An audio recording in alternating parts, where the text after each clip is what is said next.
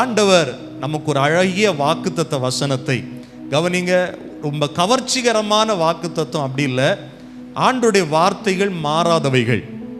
இந்த வருஷத்திற்கு மாத்திரமல்ல, நம்முடைய வாழ்க்கைக்கே நீங்கள் தொடர்ந்து இந்த வசனங்களை பிடித்து ஜபிப்பீர்கள் என்றால் தொடர்ந்து உங்கள் வாழ்நாள் முழுவதும் இந்த வார்த்தைகள் கிரியை செய்ய வல்லமை உள்ளது.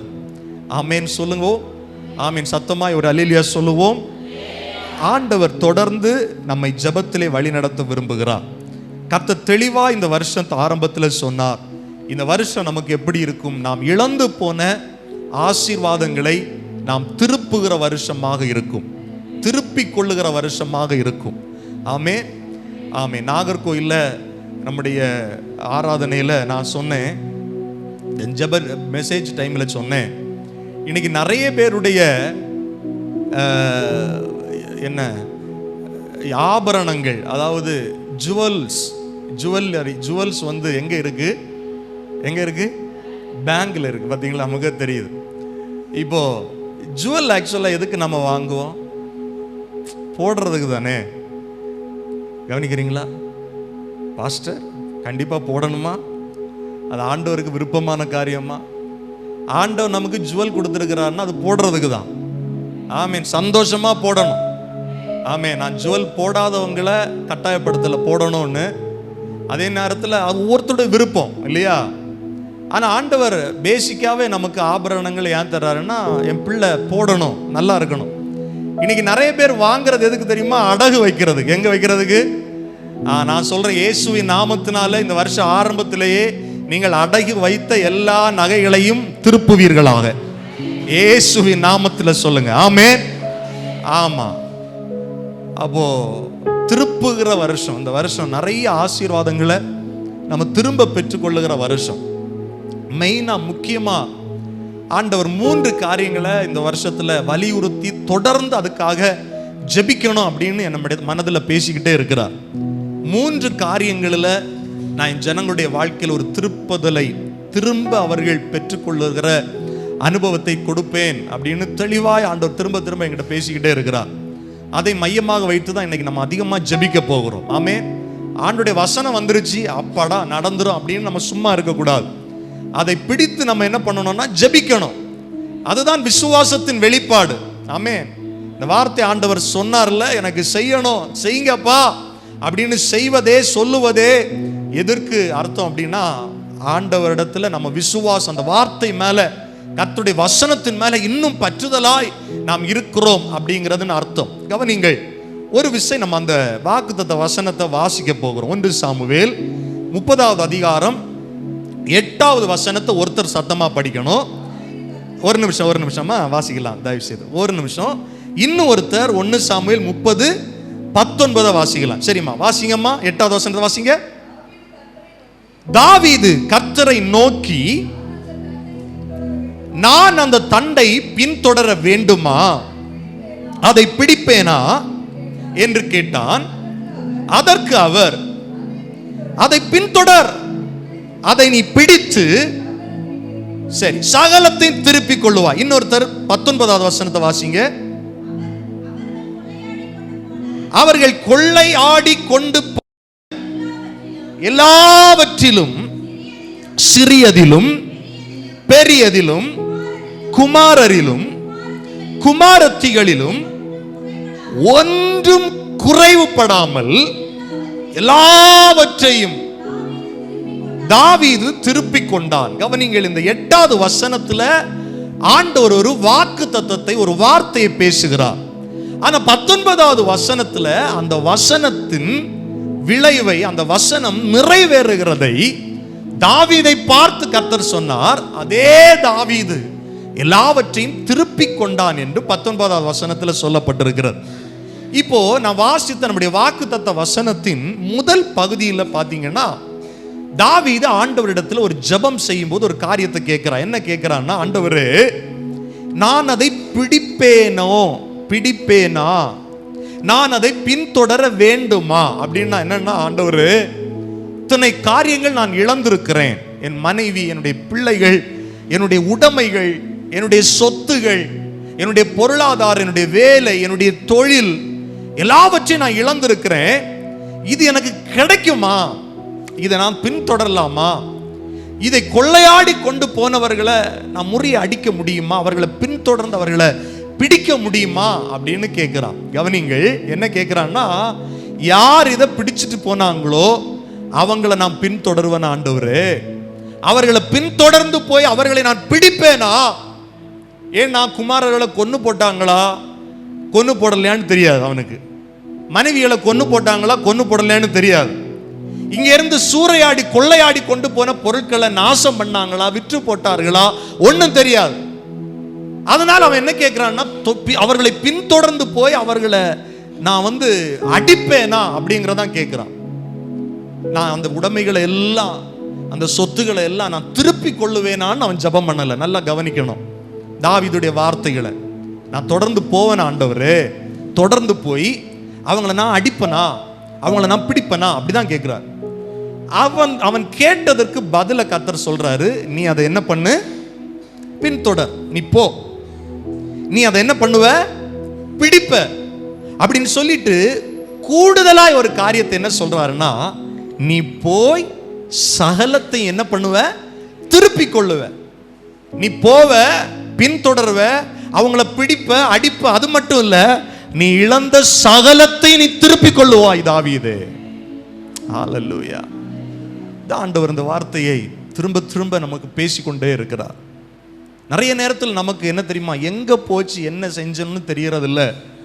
ஆண்டவரை என்ன செய்யணும், இதனை பின்தொடர்ந்து போக முடியுமா, திரும்ப நான் இந்த காரியத்தை செய்யட்டா, திரும்ப இந்த தொழிலை நான் பண்ணலாமா, திரும்ப நான் இந்த பிசினஸை பண்ணலாமா, இந்த வேலையை தொடர்ந்து நான் போலாமா, இந்த முயற்சியில தொடர்ந்து நான் இறங்கலாமா, காலம் விரயமாகி கொண்டிருக்கிறது, நாட்கள் விரயமாகி கொண்டிருக்கிறது, ஆண்டுகள் போய்விட்டது, தொடர்ந்து நான் இதை செய்யலாமா? ஆண்டவர் இன்னைக்கு அநேகரோடு சொல்றார், போ, நீ தொடர்ந்து செய், தொடர்ந்து அதை போய் பிடிக்கிறது மட்டும் இல்ல, இத்தனை வருஷங்கள் நீ இழந்த வேளை இயேசுவின் நாமத்தினால் திருப்பிக் கொள்ளுவாய். இயேசுவின் நாமத்தினால நீயே திருப்பிக் கொள்ளுவாய். நீ இழந்த ஆசீர்வாதத்தை நீயே பெற்றுக் கொள்ளுவாய். ஹல்லேலூயா. எத்தனை பேர் விசுவாசிக்கிறீங்க? இன்னும் ஒரு விஷயம் கூட நல்ல கரங்களை தட்டி கர்த்தரை மகிமைப்படுத்துங்க பார்க்கலாம். சிறிதானாலும் பெரிதானாலும் இயேசுவின் நாமத்தினால் திருப்பிக் கொள்ளுவேன். சொல்லுங்க, சிறிதானாலும் பெரிதானாலும் இயேசுவின் நாமத்தினால் திருப்பிக் கொள்ளுவேன்.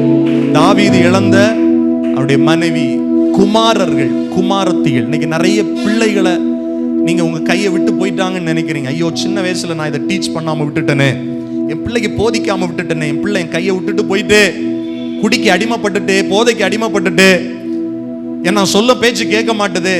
குமாரர்களை குமாரத்திகளை மிஸ் பண்ணிட்டு வந்திருக்கிறீங்களா? இயேசுவின் நாமத்தினால அவர்களை திருப்பிக் கொள்ளுவீர்கள். இந்த சபையில் அவர்கள் ஆராதிப்பாங்க, உங்க கூட கர்த்தரை மகிமைப்படுத்துவாங்க. எத்தனை பேர் ஆமென் சொல்லுவீர்கள்? ஒன்றும் குறைவுபடாமல், எதையுமே குறைவுபடாம நீங்க திருப்புவீங்க. ஆமென். நல்ல கையை தட்டி உற்சாகமாய் பாடி ஆண்டவரை மகிமைப்படுத்துவோம். ஹல்லேலூயா.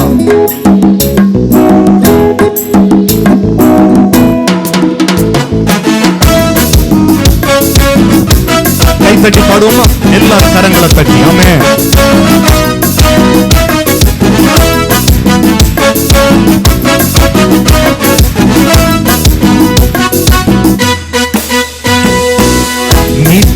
இயேசுவின் நாமத்தில் இழந்தவை எல்லாம் நான் திருப்பிக் கொள்ளுவேன். சொல்லுவோம், இயேசுவின் நாமத்தில் இழந்தவை எல்லாம் நான் திருப்பிக் கொள்ளுவேன். சிறிதானாலும் பெரிதானாலும் இயேசுவின் நாமத்தினால் திருப்பிக் கொள்ளுவேன். சிறிதானாலும் அது பெரிதானாலும் இயேசுவின் நாமத்தினால் திருப்பிக் கொள்ளுவேன். பாடுங்கள். பாவங்கள் போக்குவார், வியாதி எல்லாம் நீக்குவார், ஜீவன் அழியாமல் பாதுகாப்பார். பாவங்கள் போக்குவார், வியாதி எல்லாம் நீக்குவார், ஜீவன் அழியாமல் பாதுகாப்பார். கழுகுக்கு சமானமாய் இருந்த என் வயது வயது கால வயது. இந்த வார்த்தை அறிக்கை பண்ணி விசுவாசத்தோடு சொல்லுங்கள். அழுகுக்கு சமானமாய் இருந்த என் வயது கால வயது போலாகிறது. சேர்ந்து சொல்லுங்கள். சிறிதானாலும் பெரிதானாலும் இயேசுவின் நாமத்தினால் திருப்பிக் கொள்ளுவே. சிறிதானாலும் அது பெரிதானாலும் இயேசுவின் நாமத்தினால் திருப்பிக் கொள்ளுவே. களங்கள் தானியத்தால் நிரம்பிட செய்திடுவார், இனியும் வெட்கப்பட்டு போவது இல்லை. களங்கள் தானியத்தால் நிரம்பிட செய்திடுவார், இனியும் வெட்கப்பட்டு போவதில்லை. பட்சித்த வருஷங்களின் விளைவை தேவனால் திரும்ப பெற்றுக் கொள்ளுவேன். விசுவாசிக்கிறீங்களா? சொல்லுங்க. பட்சித்த வருஷங்களின் விளைவை தேவனால் திரும்ப பெற்றுக் கொள்ளுவேன். சிறிதானாலும் சிறிதானாலும் அது பெரிதானாலும் இயேசுவின் நாமத்தினால் பாடுவோம். சிறிதானாலும் இயேசுவின் நாமத்தினால். எத்தனை பேர் விசுவாசிக்கிறீங்க? என் வீட்டுல நான் இழந்த மகிழ்ச்சி திரும்ப வரும்னு எத்தனை பேர் நம்புறீங்க?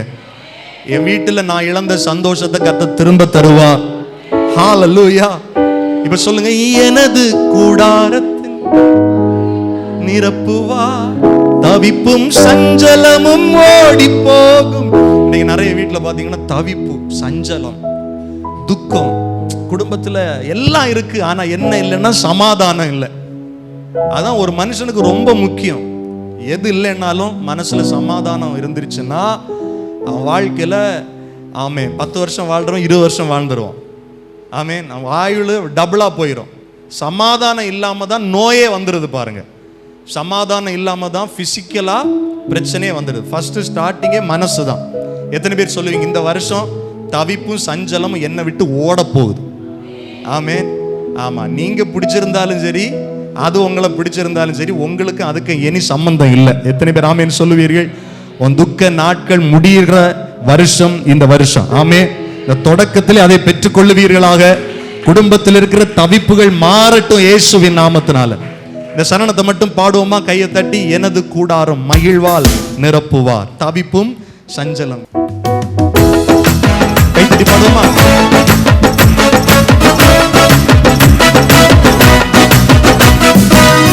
எனது கூடாரத்தை மகிழ்வால் நிரப்புவார், தவிப்பும் சஞ்சலமும் ஓடி போகுமே. எனது கூடாரத்தை மகிழ்வால் நிரப்பிடுவார், தவிப்பும் சஞ்சலமும் ஓடி போகுமே. இடிந்த என் வாழ்வை கட்டி எழுப்புவார், முன் தோன்ற நிலை பெறுமே. பாடுங்கள். இடிந்த என் வாழ்வை கட்டி எழுப்புவார், முன் தோன்ற நிலை பெறுமே. சிறிதானாலும் சிறிதானாலும் அது பெரிதானாலும் இயேசுவின் நாமத்தினால் திருப்பிக் கொள்ளுவேன். பாடுங்கள். சிறிதானாலும் அது பெரிதானாலும் இயேசுவின் நாமத்தினால் திருப்பிக் கொள்ளுவேன். மீட்பர் இயேசுவின் நாமத்தில் இழந்தவை எல்லாம் நான் திருப்பிக் கொள்ளுவேன். மீட்பர் இயேசுவின் நாமத்தில் சொல்லுவோம். இழந்தவை எல்லாம் நான் திருப்பிக் கொள்ளுவேன். சிறிதானாலும் அது பெரிதானாலும் இயேசுவின் நாமத்தினால் திருப்பிக் கொள்ளுவேன். சிறிதானாலும் அது பெரிதானாலும் இயேசுவின் நாமத்தினால். வார்த்தை விசுவாசிக்கிற ஒரு விசை கரங்களை தட்டி ஆண்டவருக்கு நன்றி சொல்லுவோம். ஹalleluya, ஹalleluya, ஆமென். வருஷத்துல 2ஆம் தேதி ஒரு அருமையான அம்மா எனக்கு கால் பண்ணாங்க. நம்முடைய நாகர்கோவில் திருச்சபை சார்ந்தவர்கள் கால் பண்ணாங்க. தளதளத்த குரல்ல பேசினாங்க. அப்போ யூசுவலாவே நம்முடைய குடும்பத்தார் யாராவது இப்படி இந்த மாதிரி பேசினாலே மனசு பக்க பக்கன்னு அடிச்சிடும். ஏதோ பிரச்சனை போல இருக்கு. ஆமே, நம்ம விசுவாசிகள் யாரு ஃபோன் பண்ணாலும் ஒன்று நல்ல செய்தி சொல்லுவாங்க, இல்லை கெட்ட செய்தி சொல்லுவாங்க. சும்மா நம்ம கிட்ட பேசுறதுக்கு என்ன இருக்கு இல்லையா? என்ன நம்ம பேசுறதுக்கு என்ன இருக்கு? அப்போ ஒன்று நல்ல செய்தி வரணும், ஒரு கெட்ட செய்தி வரணும். இவங்க ஃபோன் பண்ணோன்னு தளதள குரல்ல பேசுறோன்னு எனக்கு என்னமோ அம்மா சொல்ல போறாங்க அப்படின்னு வந்தேன். அப்போ திரும்ப சொன்னாங்க, பாஸ்டர் வார ஞாயிற்றுக்கிழமை எனக்கு ஒரு சாட்சிக்கு நேரம் கொடுக்கணும் சர்ச்சில். சரி பரவாயில்லம்மா சொல்லுங்க. ஆனால் சாட்சி கேட்குறாங்க, வாய்ஸ் என்னவா இருக்கு, தளதள குரல்ல இருக்கு. சொல்லுங்கம்மா, நேற்றுக்கு பாஸ்டர் ஒரு மெசேஜ் கொடுத்தீங்கல்ல, சிறிதாயிலும் சிறிதானாலும் பெரிதானாலும் குமாரராயிலும் குமாரத்திகளாயிலும் ஒன்றுக்கும் குறைபடாமல் சகலத்தையும் திருப்பிக் கொள்ளுவீர்கள் ஒரு சர்ச்சில் பேசினீங்கல்ல பாஸ்டர். நான் வீட்டுக்கு வந்தோம். வீட்டுக்கு வந்து சாயந்தாலத்தில் எங்கள் வீட்டில் ஒரு காரியம் நடந்தது. அது என்னன்னு கேட்டதுக்கு 1997 வருஷம். எத்தனாவது வருஷம்? அந்த வருஷம் எத்தனை பேர் இருந்தீங்க? நம்ம நிறைய பேர் பிறந்திருப்போம், பிள்ளைங்களுக்கு தெரியாது. 1997 வருஷம் எங்கள் வீட்டில் ஒரு பொருள் காணாமல் போச்சு. என்ன பொருள்னா, எனக்கு நான் ரொம்ப ரொம்ப சந்தோஷமாக ஆசையாக வச்சிருந்த ஒரு ஒரு ஒரு செயின் காணாமல் போயிடுச்சு. என்ன காணாமல் போயிடுச்சு? செயின். சாதாரணமாக செயின் இல்லை, அது வந்து தங்க செயின் காணாமல் போயிடுச்சு. நாங்கள் தேடாத இடம் இல்லை, போகாத இடம் இல்லை, விசாரிக்காத இடம் இல்லை. போன இடம் நான் எங்கெல்லாம் போனேன்னு அங்கெல்லாம் தேடி பார்த்துட்டேன். பிறகு நாங்கள் ஒரு முடிவுக்கு வந்துட்டோம். எங்கள் வீட்டிலே எனக்கு ஒரு தம்பி இருக்கிற, அப்படி அவர் ஃபுல்லாக என்ன பண்ணுவார், தண்ணியில் தான் இருப்பார். அவன்கிட்ட தான் எங்களுக்கு சந்தேகத்தில், அவன் தான் எடுத்து எங்கேயோ விற்றுட்டான். ஏதோ குறைஞ்ச விலைக்கு விற்று தண்ணி அடிக்கிறதுக்காக எங்கேயோ தூக்கி போட்டான், யாரோ கொடுத்துட்டான்னு சொல்லிட்டு நாங்கள் என்ன பண்ணிட்டோம், அது போயிடுச்சுன்னு முடிவு பண்ணிட்டோம். உங்கள் மெசேஜ் கேட்டுட்டு வீட்டுக்கு வந்து சாயந்தாலத்தில் இருக்கும்போது யதார்த்தமாக ஒரு இடத்த போய் பார்க்கும்போது அந்த செயின் அப்படியே அங்கே இருக்கு பாஸ்டர் அப்படின்னு சொன்னாங்க. ஹல்லேலூயா. கையை தட்டி ஆண்டவருக்கு நன்றி சொல்லுங்க பார்க்கலாம். ஆமே. இதை கேட்ட உடனே எனக்கு மனசில் ரொம்ப சந்தோஷம். இந்த வருஷம் ஃபுல்லாக நிறைய சாட்சிகள் இந்த வசனத்தின்படி கர்த்தர் எழுப்ப போகிறார் என்கிற ஒரு பெரிய நம்பிக்கை எனக்கு வந்து விட்டது. ஹல்லேலூயா. நான் சொல்லுவேன், ஒன்றுக்கும் குறைபடாமல் என்கிற அந்த வார்த்தையை நான் எப்படி சொல்கிறேன்னா, இந்த நம்ம சர்ச்சில் வார ஒருத்தர் கூட குறைபடாம, ஒருத்தர் கூட மிஸ் ஆகாம அத்தனை பேருக்கு இந்த வாக்குத்தத்த வசனம் கிரியை செய்யட்டும் இயேசுவின் நாமத்தினால. ஆமென் சொல்லுங்கள். ஆமென். ஆமென். இந்த காரியத்தில் ஆண்டவர் 3 காரியத்தை எனக்கு திரும்ப திரும்ப சபையில் ஜெபத்தை நடத்தணும், ஜெபிக்க வைக்கணும், ஜனங்களை ஜெபிக்க சொல்லணும்னு ஏவர 3 காரியம். ஹெல்த்துக்காக, வெல்த்துக்காக, ஃபேமிலிஸுக்காக, சரீர சுகத்துக்காக, பொருளாதார நன்மைக்காக, குடும்ப ஆசீர்வாதத்திற்காக. இந்த 3 ஏரியாவிலையும் ஆண்டவர் இந்த வருஷத்தில் ஒரு பெரிய மிராக்கிளை நம்ம வாழ்க்கையில் தர விரும்புகிறார். ஆமென் சொல்லுங்கள். நீங்கள் ஒரு பொருளை நாம் கடையிலேருந்து வாங்குகிறோம். அந்த கடையில் அவன் விற்கிறவன் அந்த பொருளை என்ன பண்ணுறதில்ல, உருவாக்குறதில்ல பெரும்பாலும். அப்போ அந்த பொருளை பற்றி ஏதாவது நம்ம குறை சொன்னோம்னா, இது சரியில்லை, நான் போன வாரம் வாங்கிட்டு போன மாதம் வாங்கினேன், இந்த பொருள் சரியில்லை அப்படின்னு சொன்னால் கடைக்காரர் என்ன சொல்லுவார்னா, அதுக்கு எனக்கும் சம்பந்தம் இல்லை, ஏன்னா நான் அதை சும்மா விற்கிறேன் அவ்வளோதான். நான் வாங்கினது இன்னொரு இடத்துல, இதை தயார் பண்ணது இன்னொரு இடத்துல. அப்போ அவங்ககிட்ட தான் கேட்கணும் நீங்கள். அதில் கஸ்டமர் இது உங்களுக்கு ஏதாவது பிரச்சனைன்னா கஸ்டமர் செல்லு அதில் கொடுத்துருப்பாங்க, நம்பர் கொடுத்துருப்பாங்க, நீங்கள் கால் பண்ணி கேட்கணும். எனக்கு அதுக்கு சம்மந்தம் இல்லைன்னு சொல்லுவாங்க. கவனிங்கள், இந்த உருவம், இந்த உடல், இந்த சரீரம், நம்முடைய சரீரம் நம்மை உருவாக்கின ஒருவர் இருக்கிறார். கவனிக்கிறீங்களா? எனக்கு அன்பான ஆண்டவருடைய பிள்ளைகளே, நாம நம்முடைய சரீரத்தில் ஒரு பிரச்சனை வந்த உடனே யார்கிட்ட கொண்டு போறோம்னா, டாக்டர் கிட்ட கொண்டு போறோம், ஹாஸ்பிட்டலில் போறோம், மருத்துவர்களை பார்க்குறோம், அங்கே போய் ட்ரீட்மெண்ட் எடுக்கிறோம், மருந்துகளை வாங்குறோம். தவறில்ல, மாத்திரைகள் சாப்பிடுகிறதை தவறு என்று வேதம் போதிக்கவில்லை. பிணியாளிக்கு வைத்தியன் அவசியம் என்று பைபிள் போதிக்கிறது, தவறு என்று நான் சொல்லவில்லை. ஆனா அந்த டாக்டர்ஸ் கூட சில நேரம் என்ன சொல்லுவாங்கன்னா, எங்களால் முடிஞ்சதெல்லாம் நாங்க என்ன பண்ணிட்டோம், செஞ்சிட்டோம், இதுக்கு மேல நீங்க என்ன பண்ணுங்கன்னா ஜெபம் பண்ணுங்க, பிரேயர் பண்ணுங்க. ஒரு மருத்துவமனையில் எழுதி போட்டிருந்த நான் பார்க்கத்தேன், மருந்து மாத்திரைகள் கொடுப்பதுதான் நாங்கள், சுகப்படுத்துகிறவர் யாருன்னா கர்த்தர். புரியுதா உங்களுக்கு? எத்தனையோ பேர் மருந்து மாத்திரைகள் எடுக்கிறாங்க, எல்லாருக்கும் சுகம் கிடைச்சதானா? இல்லை. கர்த்தர் நமக்கு சுகத்தை கொடுத்தாதான் மருந்து மாத்திரைகளும் வேலை செய்யும். ஆமென். அப்போ நான் என்ன சொல்ல வரேன்னா, மருத்துவரிடத்துல போகும்போது அவங்க ஏதோ பண்ணிக்கிட்டு கடைசியில் சொல்லுவாங்க, நாங்களால முடிஞ்சதை செஞ்சு பார்த்தோம், செய்ய முடியல. நான் என்ன சொல்றேன்னா, இந்த ஹெல்த் விஷயத்துல ஆண்டவர் தான் நம்முடைய தாயின் கருவில் நாம உருவாகும் போதே நம்மளை உருவாக்கினவர். ஒவ்வொரு அவயவங்களையும், நம்ம சரீரத்தில் இருக்கிற எல்லா ஸ்பேர் பார்ட்ஸும் அவருக்கு நல்லா தெரியும். ஆமா, இந்த ஒயரிங் எல்லாம் பண்றவங்களை பார்த்தீங்கன்னா சில இடங்கள்லாம் பயங்கர, இந்த நம்ம சர்ச்சில் கூட இந்த எலக்ட்ரிக்கல் பண்ணியிருக்குன்னு வச்சுக்கோங்களேன், நிறைய லைட்ஸ் போட்டிருக்கிறோம், நிறைய ஃபேன் போட்டிருக்கிறோம். இதுக்கெல்லாம் பார்த்தீங்கன்னா ஒரு இடத்துல இருந்து சர்க்கியூட் போய் ஒவ்வொரு இடத்துக்கும் அந்த ஒயர் போகணும். இதெல்லாம் அந்த பில்டிங்க்கு உள்ள மறைக்கப்பட்டிருக்கிறது, இல்லைன்னா ஒரு அந்த குழாய்க்கு உள்ள மறைக்கப்பட்டிருக்கிறது. இதெல்லாம் பிரித்து போட்டோன்னா பார்ப்போம் எவ்வளவு ஒயர் இருக்குல்ல அப்படின்னு பார்ப்போம். ஆனால் நம்ம சரீரத்தில் இருக்கிற ஒவ்வொரு இரத்த நாளங்களும் இரத்த உறுப்புகளும் பார்த்தீங்கன்னா எண்ணில் அடங்காது, கணக்கு இல்லாதவை, அவ்வளவு அற்புதமாய் ஆயிரக்கணக்கில் நம்ம சரீரத்துக்குள்ள சர்க்கியூட்டு போகுது. எவ்வளவு ஆயிரக்கணக்கில் சின்ன சின்ன வெசல்ஸ், பெரிய வெசல்ஸ். கரெக்டாக ஆண்டவர் என்ன பண்ணியிருக்கிறாருன்னா அங்கங்கே கரெக்டாக கொடுத்துருக்கிறார். இப்போ ஒரு ஸ்பீக்கரோ இல்லைன்னா ஒரு ஒரு மொபைல் ஃபோனை நீங்கள் வாங்க போறீங்கன்னா சில இடத்துல வேலை செய்யலைன்னு அவங்க என்ன பண்ணுவாங்க, லூஸ் கான்டாக்ட், அது சரியாக கொடுக்கல, இந்த கனெக்ஷன் சரியாக போய் சேரலை அப்படின்னு சொல்லுவாங்க. சிலரெல்லாம் சொல்லுவாங்க இல்லையா, பொருளை வாங்கினதுலேருந்தே வேலை செய்யலை, ஏன்னா உள்ள ஏதாவது விட்டுருக்கோம். யோசிச்சு பாருங்க, அது மாதிரி நம்ம சரீரத்தில் ஏதாவது விட்டுருச்சுன்னா மூளைக்கு போகிற நரம்பு வயத்துக்கு போயிருச்சுன்னா என்ன ஆகும் யோசிச்சு பாருங்க. ஆண்டவர் அவ்வளவு நேர்த்தியாய் நம்முடைய உடல் உறுப்புகளை உருவாக்கி இருக்கிறார். கிட்னிஸை, நம்முடைய இருதயத்தை, நம்முடைய மூளையை.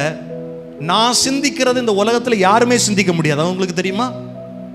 ஒவ்வொருவருக்கும் தனித்தனி மூளையை கர்த்தர் வச்சிருக்கிறார்.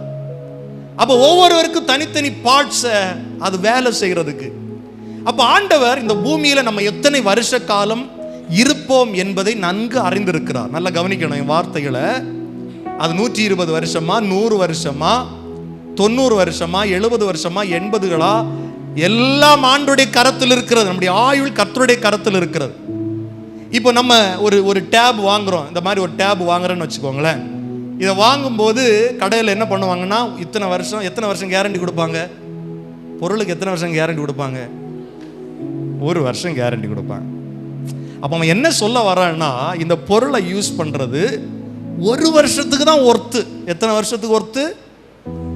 அப்போ நம்மளை உருவாக்கி தாயின் கருவிலே உருவாகும் போது இது 60 வருஷம் வாழ போகுதா, 80 வருஷம் வாழ போகுதா, 90 வருஷம் வாழ போகுதா, 120 வருஷம் வாழ போகுதாங்கிறத உலக தோற்றத்துக்கு முன்னாலே கர்த்தர் நிர்ணயம் பண்ணிட்டார். நான் இந்த பூமியில எத்தனை வருஷம் வாழ போறேன், இனிமேல் நான் எத்தனை வருஷம் இந்த பூமியில ஊழியம் செய்ய போறேன், எல்லாம் ஆண்டவருக்கு தெரியும். எனக்கு ஒருவேளை மறைவா இருக்கலாம், நமக்கு மறைவா இருக்கு, எல்லாம் அவருக்கு தெரியும்.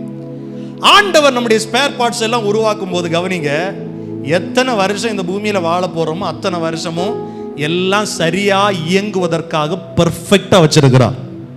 அதுக்கு ஒரு பெஸ்ட் எக்ஸாம்பிள் என்னன்னா, 120 வயது வரையிலும் வாழ்ந்த மோசேயுடைய கண்கள் இருளடையவில்லை. அப்ப ஆண்டவருடைய டிசைனே அப்படிதான், ஆண்டவருடைய படைப்பே அப்படிதான். நீ எத்தனை வருஷம் வாழ போறியோ அத்தனை வருஷமும் உன் சரீரத்தில் இருக்கிற எல்லா உறுப்புகளும் நல்லா இயங்கணும். ஆனால் யோசிச்சு பாருங்க, இன்னைக்கு 30 வயசு ஆகும்போதே ப்ரெஷர் வியாதி வந்துடுது, சுகர் வியாதி வந்துடுது. 30 வயசுக்கு முன்னாடி எல்லாம் சொல்லுவாங்க டாக்டர்ஸ், நீங்கள் 50 வயசை தாண்டிட்டீங்க, கொஞ்சம் கேர்ஃபுல்லாக இருங்க. இப்போல்லாம் 20 வயசுலேயே சொல்கிறாங்க, 20 இயர்ஸ் தாண்டிட்டீங்க இல்லையா, கொஞ்சம் கேர்ஃபுல்லாக இருங்க. வாழ்க்கை உலகம் எப்படி மாறிட்டுன்னு பாருங்களேன். அப்போ கவனிங்கள், உருவாக்கினவருக்கு தான் அதை ரீக்ரியேட் பண்ணவும் திரும்ப பழையபடி இயங்க வைக்கவும் முடியும். அதனால தான் இந்த வருஷம் ஆண்டவர் தெளிவாய் சொன்னார், நீ இழந்து போன சரீர சுகத்தை இந்த வருஷத்துல நீ திருப்பிக் கொள்ளுவாய். இந்த பாட்டு நான் வைக்கும் போதே ஆண்டவர் இந்த இயேசுவின் நாமம் என்கிற வார்த்தையை என் மனசுல ஆழமா பேசினார். என் ஜனம் சாதாரணமா திருப்ப முடியாது, அவங்க முயற்சியினால போய் திருப்ப முடியாது, ஆனா ஈஸியா திருப்ப முடியும், இயேசுவின் நாமத்தினால திருப்ப முடியும். ஏன்னா பைபிள் சொல்லுது, இயேசுதான் நம்முடைய நோய்களை அவருடைய சரீரத்துல சுமந்தார். இந்த நாள்ல நம்ம முதல்ல ஜெபிக்க போற ஒரு காரியம், இயேசுவின் நாமத்தினால ஆண்டவரே என் வாழ்க்கையில சரீர சுகத்தை நான் திருப்பிக் கொள்ளுகிறேன். இள வயதுல நான் இருந்தது போல அதாவது பிரஷர் வியாதிக்கு முன்னால, சுகர் வியாதிக்கு முன்னால, இந்த கொலஸ்ட்ரால் வரதுக்கு முன்னால, இந்த இருதய பலவீனம் வரதுக்கு முன்னால என் வாழ்க்கையில நான் எப்படி ஆரோக்கியமா இருந்தேனோ அந்த ஆரோக்கியத்தை நான் திருப்பி கொள்ள போகிறேன் இயேசுவின் நாமத்தினால. ஆமென். ஒரு வசனத்தை மாத்திரம் வாசித்து நம்ம ஜெபிக்க போறோம். 103வது சங்கீதத்தை திருப்பிக் கொள்ளுங்கள். 103வது சங்கீதம். Thank you Jesus. அதனுடைய 3வது வசனத்திலிருந்து வாசிங்க பார்க்கலாம். அவர் உன் அக்கிரமங்களை எல்லாம் மன்னித்து உன் நோயை எல்லாம் குணமாக்கி உன் பிராணனை அழிவுக்கு விலக்கி மீட்டு உன்னை கிருபையினாலும் இரக்கங்களினாலும் முடிசூட்டி நன்மையினால் உன் வாயை எப்படி மாத்துறாராம்? திருப்தி ஆக்குகிறார். அதை எல்லாரும் சேர்ந்து வாசிப்போம். கழுகுக்கு, அந்த வார்த்தையிலிருந்து எல்லாரும் சேர்ந்து வாசிங்க. கழுகுக்கு சமானமாய் உன் வயது திரும்ப வாழ வயது போலாகிறது. ஆமேன் சொல்லுங்க. ஆமேன். 50 வயதானவர்கள் எல்லாம் கரங்களை உயர்த்தி ஒரு அல்லேலூயா சொல்லுங்க. ஆமேன். அடுத்த வருஷம் இனி புதுசா வர பிறந்த நாள்ல எத்தனாவது பிறந்த நாளை கொண்டாட போறீங்க சொல்லுங்க. ஹலோ, நம்ம கால்குலேஷன் கரெக்டா இருக்கட்டும். 50க்கு அப்புறம் என்ன வரப்போகுது? 51 வருது, அப்படிதானே? வயசு அப்படி போட்டும் பரவாயில்ல. வயசு 51 ஆனாலும் வருகிற வருஷத்துல இருந்து 50 வயசானவங்க எல்லாம் 40 வயதானவர்களை போல சுகத்தை பெற்றுக்கொள்ள போறீர்கள். ஹல்லேலூயா. வயசு அது பாட்டுக்கு கூடிட்டே போட்டோம், சுகம் அது பாட்டுக்கு வயசுல குறைஞ்சிக்கிட்டே போட்டோம். 18 வயசு 12 வயசா போட்டோம். எத்தனை பேர் ஆமேன்னு சொல்லுவீர்கள்? கழுகுக்கு சமானமாய் திரும்ப என் வயசு எப்படியா மாற போகுதுன்னா வால வயது. வால வயதுன்னா இள வயது. என்ன வயது? எல்லாரும் சொல்லணும், இள வயசுல எல்லாம் பாத்தீங்கன்னா ஒரே கைதான் பிரதர், வேற யாரும் எனக்கு ஹெல்ப் வேண்டாம், இந்த போட்டை அப்படியே தூக்கி இப்படி வச்சிருவேன். இப்ப 4 பேர் தேவைப்படுது. நான் சொல்றேன், நீங்க அப்படியே தூக்கி இப்படி வைக்கத்தக்கதாக உங்கள் பலன் மறுபடியும் உங்கள் வாழ்க்கையில வருவதாக இயேசுவின் நாமத்தினால.